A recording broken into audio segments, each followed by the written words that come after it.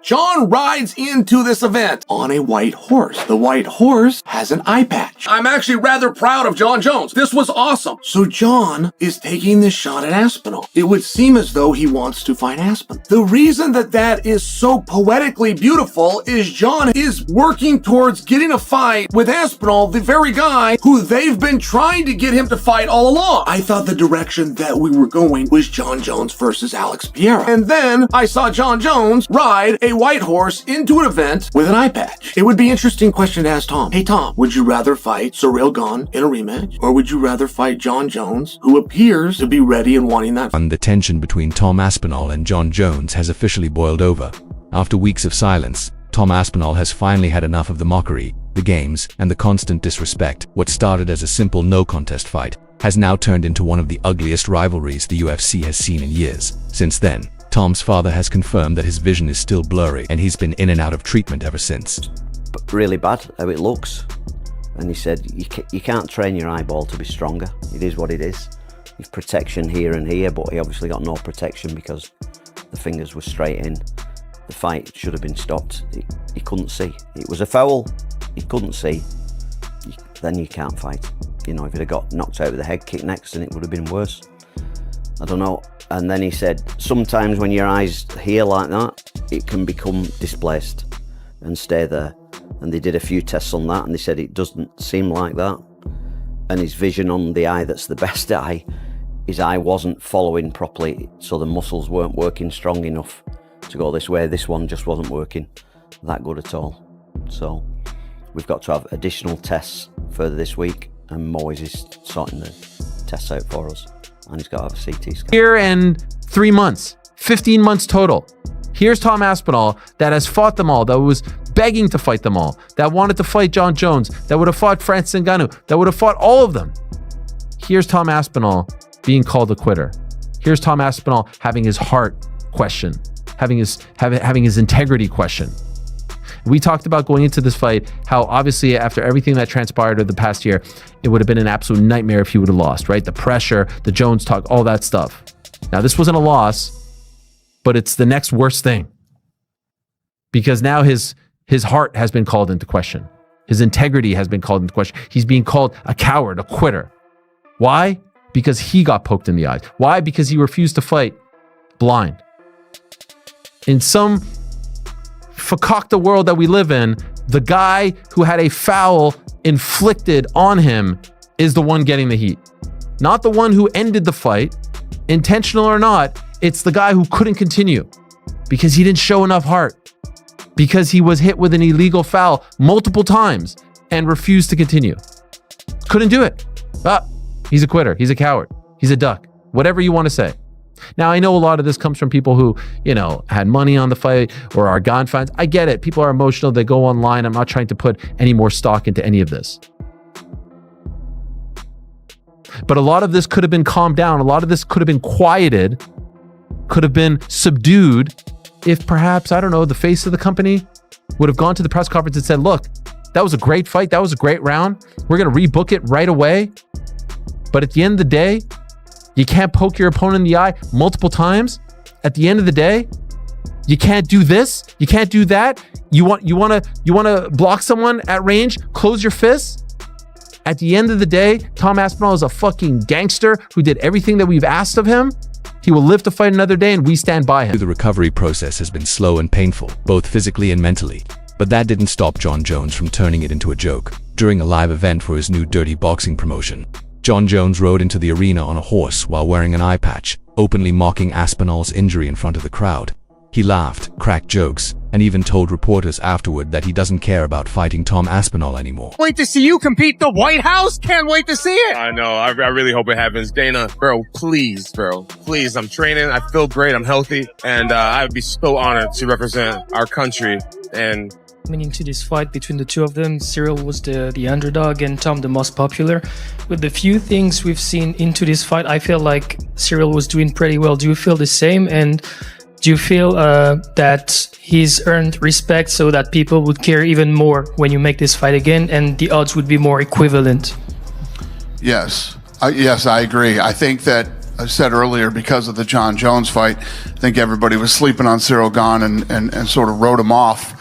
And he's right behind me. He's coming in next, so you guys can ask him how he felt. But I feel like, you know, I'm sure in his camp, he was training like a animal for this fight, and it's unfortunate that it ended the way that it did. And yes, I think that there probably will be a lot more interest in the rematch after they saw, you know, he had Tom bloodied up, and you know, Tom didn't want to continue in the fight, so the rematch is very interesting. Tom didn't want to continue in the fight. I mean, could you imagine if you're Tom Aspinall listening to that? Could you imagine? I mean, we know that no one from the UFC was with him at the hospital. We saw that on his video blog. Could you imagine how this guy must be feeling on this Monday? Everyone calling him into question, his heart into question, because he got poked in the eye multiple times. One of them knuckle deep, and his promoter is saying Tom didn't want to continue.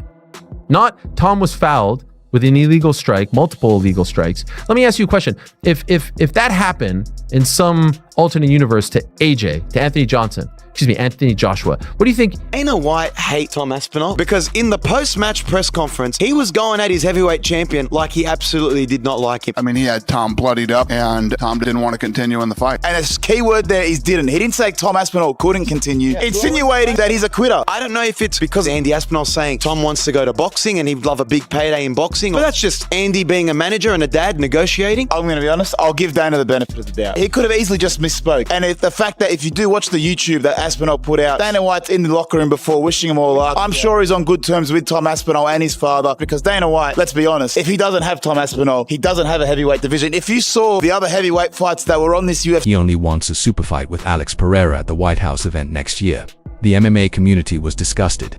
Fans called it low, classless, and beyond disrespectful. For someone who's been protected by the UFC for years, Jones has now crossed the line by publicly humiliating a fighter who's literally still recovering from a serious injury. Sources close to Tom Aspinall say that he's furious behind the scenes. Tom did not do anything wrong. Tom was poked in the eye. As a matter of fact, he was poked in both eyes. Now, I don't believe Cyril did that on purpose. So, I also can't or am not mad at Cyril, but I am mad. I'm looking for somebody to blame, but I don't quite know who to blame. Now, before we get to that, okay, there was a pretty interesting fight going on. The story going into this fight is Tom has the power to just go knock him out. We're not saying Tom's a better kickboxer. We get that Cyril did that for many years of his life. We get that Cyril had over 30 professional kickboxing bouts. But Tom, a little younger, a little bigger, shown to have a little bit better power, if you just want to look at results, and has the ability to knock him out. However, if Tom tests that and doesn't knock him out, he'll just take him down and beat him up. I mean, this was the belief going in, guys. Tom was a 3.5 to 1 favorite. Tom told everybody that was willing to listen, I shouldn't be a 3.5 to 1 favorite.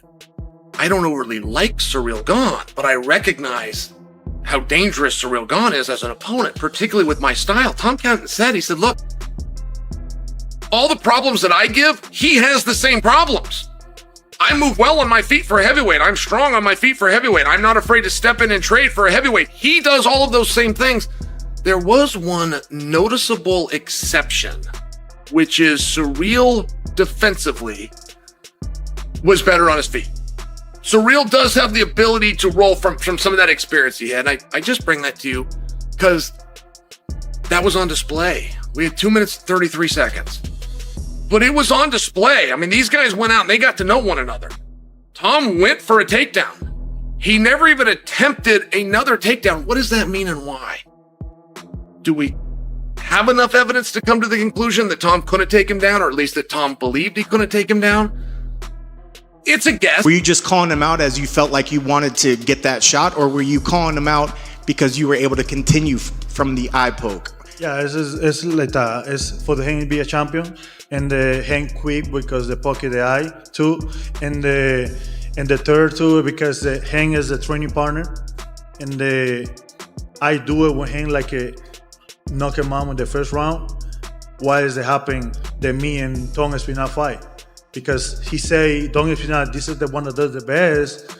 Training partner, Hank can have it. What happened, Tom Aspinall fighting with Waldo Cortez? It was a significant eye poke. It wasn't like a little scratch. Yeah. It was, they went in. They were proper eye pokes, and Tom clearly was in a lot of pain. There's people saying online, well, he was saying multiple times, I can't see. If he wanted to continue, he shouldn't be saying that. The reality is, if he can't see... Tell the truth. If you can't see, you're allowed to say you can't see. People might point to me and say, well, you fought with one eye. Yeah, that was a secret because I shouldn't have been fighting. You know, Tom is the champion of the world. He doesn't want to go out there when his vision is impaired or vision is massively affected and potentially lose a fight that was shaping up to be a difficult fight. Cyril Gane was on point tonight. He was looking good. We saw the damage on Tom's face. This was not an easy fight by any stretch of the imagination. He didn't want to continue with his vision damaged or not being able to see, so I don't blame him. The crowd were upset. I get that. They were frustrated. They've flown in from other countries. They've spent a lot of money. They've bought tickets, and the fight ends like that. I don't think the frustration was on. He hasn't lashed out publicly, but insiders claim that Tom is done playing the nice guy after everything he's been through. The delays, the uncertainty, the lack of support from the UFC after his injury. This latest stunt by Jones might be the final straw. Many fans and analysts believe Tom Aspinall deserves better. He's always represented the UFC with class, humility, and professionalism. He's fought everyone they've put in front of him, never complained, never ducked anyone. And now he's being mocked by the man who refused to fight him in the first place. Jon Jones, on the other hand, continues to pick his opponents carefully. He says he wants Alex Pereira at the White House event, a fight that would certainly sell massive numbers. But it's also a fight that conveniently lets him avoid Tom Aspinall yet again. Meanwhile, Aspinall's camp has hinted that he's reconsidering his future. His father, Andy Aspinall, has said multiple times that Tom's had enough of how the UFC treats their fighters. And after everything Dana White and the organization have done recently, this could be the beginning of the end. If Tom Aspinall walks away from the UFC after his current deal, it wouldn't be a surprise. He's young, powerful, and incredibly skilled. He could switch to boxing and make 10 times what he's earning now. Fighters like Francis Ngannou have already proven it's possible. And with Dana White's continued disrespect, it's starting to look like a very real option. So while Jon Jones is busy mocking Tom Aspinall for something out of his control, the truth is Tom might get the last laugh, because whether he stays or leaves, his name carries respect. And when the dust settles, fans will remember who fought with honor and who didn't.